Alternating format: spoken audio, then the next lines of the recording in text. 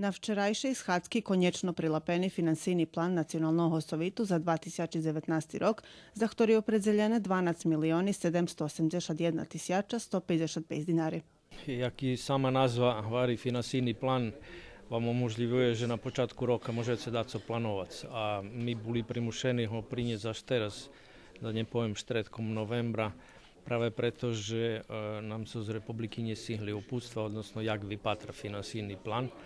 I to jedno od hlavných preprečenia, prečo celý proces vyplacovania sredstv išol spomalšeno. Jedna z najznačnejších točkov bolo formovanie odboru za uriadové hasnovanie jazika i pisma, na čím čole bude Olena Papuga, a okrem njej u tim odbore budu išće 8 členi.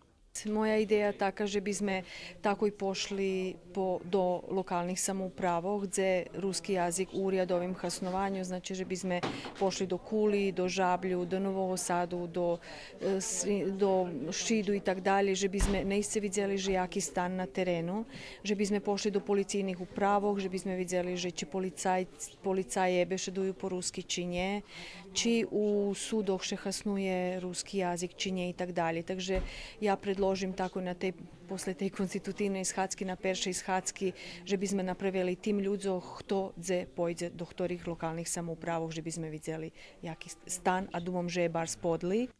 Z väčšinu hlasoch členi Nacionalnog sovitu Rusnacoh potrimali rebalans budžeta za voda za kulturu vojvođanskih Rusnacoh, ktorý teraz vynoši 8 milioni 200 tisuća dinari.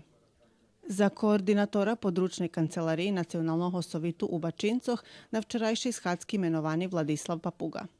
Prinješena odluka o potpisovanju internog etičnog kodeksu medzi Nacionalnim sovitom i novinsko-vydavateljnu ustanovu Ruske slovo, a potrimana i inicijativa za učestvovanje u zajednickim IPA projektu pregraničnog sotrudnictva Horvatska-Srbija.